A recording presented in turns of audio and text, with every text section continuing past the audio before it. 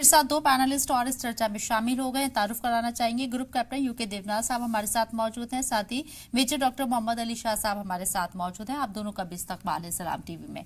Major Mohammad Ali Shah साहब, एक reaction आपसे लेना चाहूंगे। आपको क्या लगता है कि अमेरिका चाहता है कि वो एक तरीके से इस जंग को पूरी तरीके से खत्म कराए? क्योंकि अभी जो तजवीज लगाने की बात कही गई है हमास के जरिए, उसमें साफ तौर पर कहा गया है कि हमें जंगबंदी नहीं, ये जंग पूरी तरीके से खत्म चाहिए, यानी कि ये जंग खत्म हो तभी बंधकों को रिहा किया जाएगा। स्टीव विटकॉफ कह रहे ये पॉसिबल नहीं है, क्योंकि इजराइल के पास वो हक चला जाएगा कि 60 दिनों बाद वो एक बार फिर से जंग का आगाज कर सके। तो अमेरिका चाहता है कि जंग आगे बढ़े। जी, मैं ऐसे देख रहा हूं कि अगर अमेरिका चाहता इस युद्ध को समाप्त करना तो बहुत पहले वो जो जोर जबरदस्ती दबाव लगाता वो छोड़ देता। वो इस युद्ध को समाप्त करा के ही दम लेता। वो उसे समाप्त कराया नहीं है। वो हाथी के दांत दिखाने के अलग, खाने के अलग। और यही बात चाहे आप रूस और यूक्रेन में देख लीजिए। आप अमेरिका ने केवल आग में घी डालने का काम करा है। और क्योंकि अमेरिका का बहुत बड़ा मार्केट एक वॉर वेपन्स का, डिफेंस डील्स का पूरा अमेरिका के ऊपर बेस्ड है। इसके अलावा अमेरिका का जो दबदबा का जो इंटरेस्ट है मिडिल ईस्ट के अंदर, वो कम हो जाएगा अगर वो अमेरिका वहां से, कर्नल जे सोडी साहब ने बताया कि इजराइल का दमखम केवल अमेरिका के दमखम के ऊपर है, क्योंकि अमेरिका उनका सपोर्ट कर रहा है। अमेरिका सपोर्ट करता है। आप देख लीजिए इजराइल के अंदर क्या है, कोई रॉ मटेरियल्स, कोई मिनरल्स, कोई कुछ नहीं, केवल अमेरिका का साथ है। क्योंकि अमेरिका का साथ है, इसके लिए वो इतने ताकतवर होकर बैठे हुए हैं। तो अमेरिका, ऐसा लग नहीं रहा है कि अमेरिका इस युद्ध को समाप्त करना चाहता है, क्योंकि अगर ये युद्ध समाप्त हो गया तो अमेरिका का इन्फ्लुएंस वहां पर कम हो जाएगा। इसको मैं ऐसे देख रहा हूं कि जैसे कि बहुत ही मासूम मारे गए हैं इसके अंदर, बहुत ही इनोसेंट लोग मारे गए हैं, बहुत ही लाचार बिलबिलाते हुए बच्चे, खवातीन, बुजुर्ग, सिविलियंस, लाचार लोग मारे गए हैं इस युद्ध के अंदर।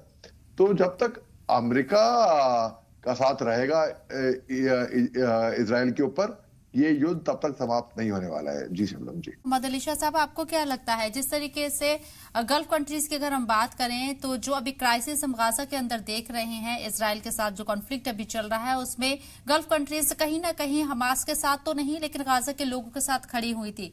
कुछ नहीं तो लिप सर्विस तो हो ही रही थी, इतना तो ये लोग कर ही रहे थे।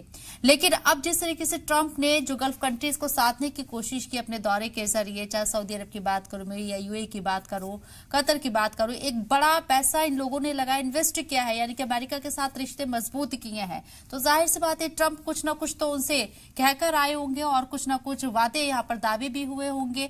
ऐसे में आपको लगता है कि हमास को अब थोड़ा ये समझना होगा कि जिन लोगों के बलबूते या जो आस लगा के वो बैठा था, ईरान के साथ भी इनफैक्ट बातचीत चल रही है अमेरिका की न्यूक्लियर डील को लेकर, तो हमास को समझना होगा कि अब इस जंग में वो चारों खाने चित हो रहा है या फिर अकेला पड़ रहा है। गुंजाइश बहुत नहीं उसके पास शर्तें लगाने की।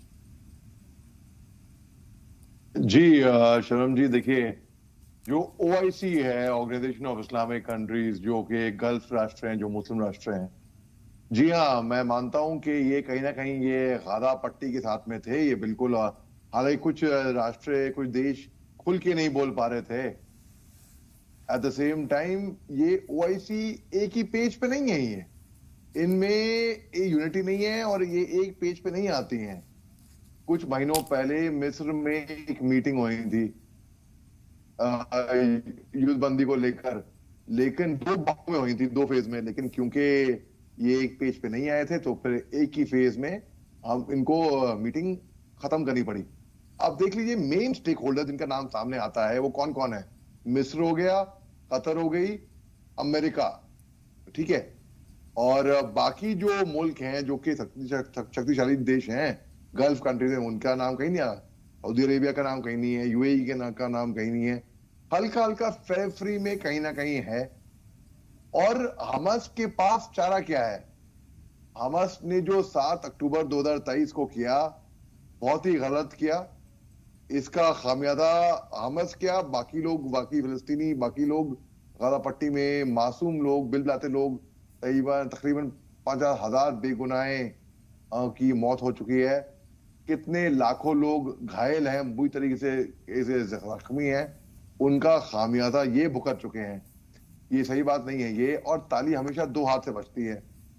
अगर नेतन्याहू को बिल्कुल मारने को तैयार नहीं है, क्योंकि उनको मालूम है कि जैसी जंग रुकती है ये सत्ता में तो होंगे ही नहीं, सीधा इनको जेल कर दिया जाएगा। और ये इलेक्शन हारने वाले थे वैसे भी। अगर ये जंग नहीं होती, अगर ये 7 अक्टूबर की घटना नहीं होती, तो नेतन्याहू का तो हिस्ट्री थी, बिल्कुल खत्म हो जाता कहानी पॉलिटिक्स के अंदर।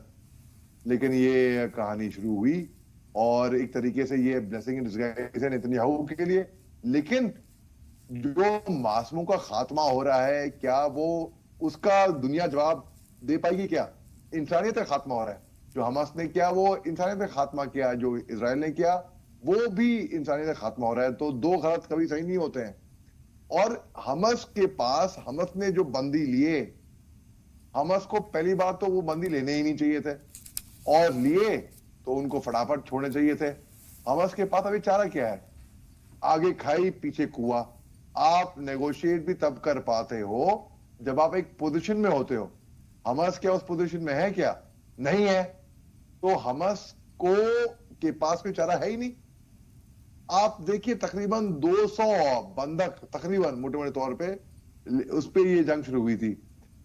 50,000 से ज्यादा लोग, बेगुनाह लोग मार दिए गए हैं वहां पर। Is it worth it? No, बिल्कुल भी नहीं। तो हमास के पास चारा क्या है?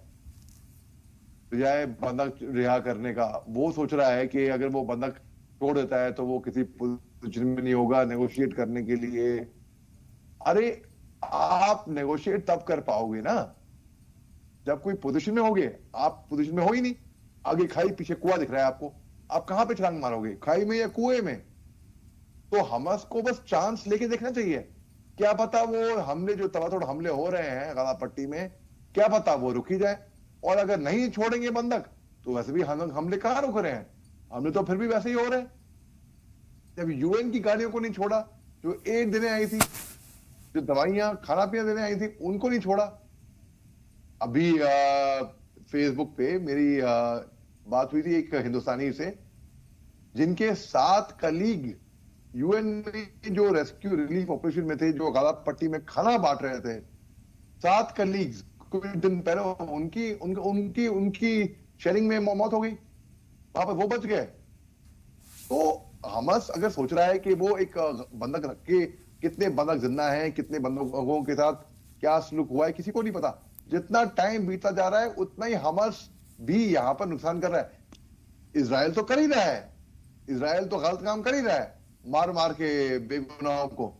मगर दो पार्टियों को ये समझना पड़ेगा। और हमास कोई मसीहा नहीं है।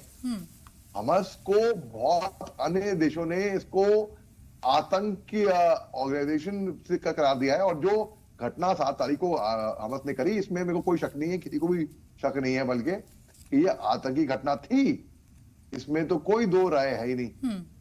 देखिए, फ्रीडम फाइटर और आतंकी में फर्क क्या होता है?